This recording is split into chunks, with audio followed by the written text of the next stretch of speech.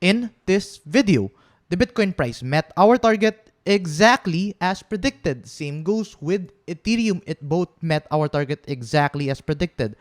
But the question is, what is next for these coins? And guys, we are also going to take a quick look with BNB as well as AVAX, as right now we are hitting an all-time high. Stay tuned to know more.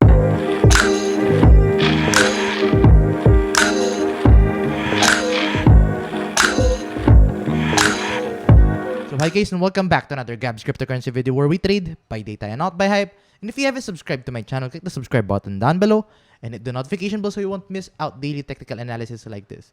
So let's dive into this video. So yeah, right now, we actually came off from this rising wedge. Diba sabi ko sa inyo, if we break bullish, then yes, we are going to get the target by getting this height of this rising wedge and then lagyan natin sa point of breakout. But if we broke bearish, then our target would be the bottom of the wedge. And look at that, guys. It met our target exactly as predicted. So congratulations, guys, if you have traded this.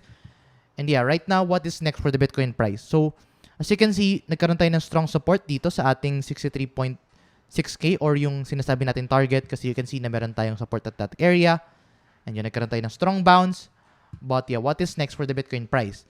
So I think ang maganda din tingnan dito is the RSI. You can see na nag-overbought tayo dito kay Bitcoin for a temporarily brief time. So, yun na, nag-bounce, nag-overbought, ayun, overbought. So, yeah, that is a good selling opportunity for the very short term. So, let's say nag-buy ka ng Bitcoin dito sa support. Yeah, that is a good selling opportunity for the very short term. Pero if you're going to look at the 4-hour time frame, it's pretty much too early to tell pa din. So, you can see na hindi pa tayo overbought nor oversold, indicating na it's not the best time to sell. So definitely it's not the best time to sell looking at the RSI. When it comes to buying opportunity, I don't think na it's a very good buying opportunity. Pero yeah, right now I think some people will say na we are forming an inverse head and shoulders. So you can see we have this resistance. So yeah, let's delete other indicators first. So para mabigyan natin update yung ating current price action. So yeah, as you can see, we are now starting to form an inverse head and shoulders. So you can see na meron tayong shoulders, a head, and then a shoulder, indicating that is a head and shoulders pattern. Let's look at this in the 4-hour time frame. You can also see that similar movement. So yeah, right now we are starting to form this inverse head and shoulders with a target of, let's get the target. So let's get the height from this neckline up until the head, and then ayusin lang natin yung neckline para mas consistent. So you can see na meron tayo inverse head and shoulders. And our target would more likely be around the 66.6K to be exact. So I think malapit-lapit na tayo dun sa target na yon. So, yeah, 66.6K is actually the target of this head and shoulder. So, yeah, if you all have entered into any long position, the best selling opportunity would, I think, be around the 66.5K or 66.6K. So, yeah, right now, if you entered a long position, I think, yes, you can hodl up until that area. But right now, I think it's a good selling opportunity in the early time frame kasi nag-overbought, so get good selling opportunity. Pero, I think ang best selling opportunity would be the 66.5 or 66.6K. So yung ating i-monitor right now for the Bitcoin price, this inverse head and shoulders. And if you're going to play that one out, then yeah, that would be the target.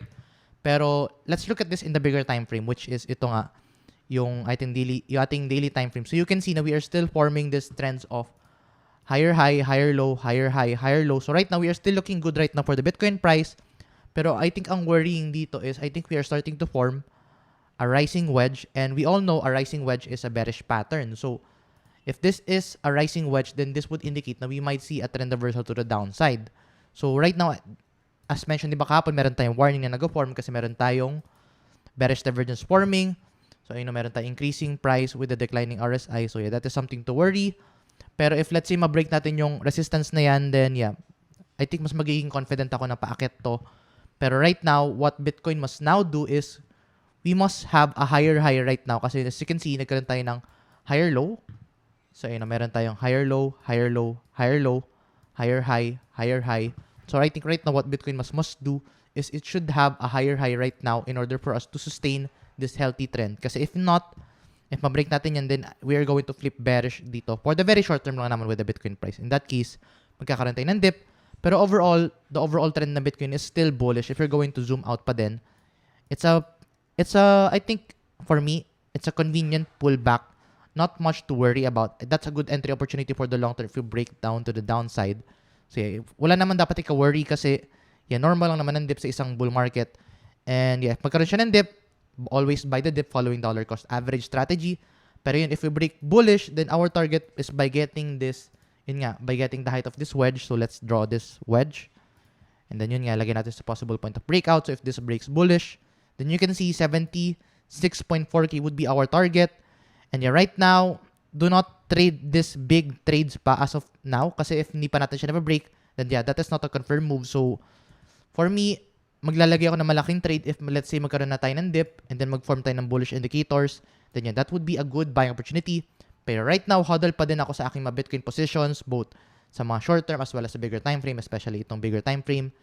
And guys, if you want to trade Bitcoin with the lowest fees possible, pwede nyo actually siya i-trade kay Bingbon. So as usual, if you want to claim bonuses sa Bingbon, you can actually use my sign-up link na you can find in the description down below. And same goes with Phoenix. So yeah, kung gusto nyo makuha ng bonus sa ating mga sign-up links, as usual, you can check them out in the description down below. So yeah, right now, nakahodl ako sa lahat ng mga position ko both in Bingbon and Phoenix as well as Bybit. So right now, we are going to monitor this inverse head and shoulders with a target of 66.5 to 66.6K. So that is for Bitcoin. Now, let's dive into Ethereum. So right now, for Ethereum, diba, we were actually monitoring this ascending triangle.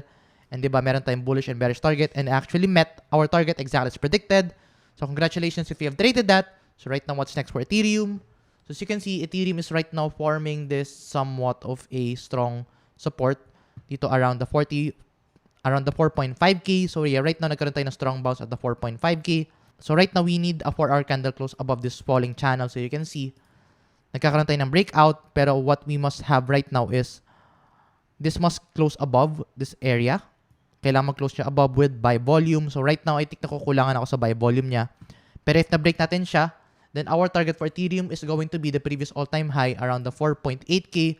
So if mag-close tayo above this area, then I think Ethereum is going to more likely play within this 4.8K area. So right now, if magkaroon tayo na 4-hour candle close with buy volume, then that would mean that we have a confirmed move to the upside. Looking at this in the RSI, you can see na it's not overbought nor oversold, indicating na it's not a good time to sell for the bigger time frame. Pero if we're going to look at the hourly time frame, siguro malapit na tayo sa selling opportunity. Pero yeah, dapat nag-70 threshold tayo above para that could indicate na that's a good selling opportunity. Pero yeah, looking at this in the 4-hour time frame, hindi pa tayo selling opportunity. So right now, hodl ako sa Ethereum. And yeah, 4.8K is our target for this movement. And hodl ako sa aking Ethereum trades right now. And then let's dive into BNB. You can see na BNB is actually still consolidating within our Fibonacci support and resistance area. Pero I think we are starting to play out somewhat of this movement. So you can see na meron tayong falling channel. Nag-breakout tayo.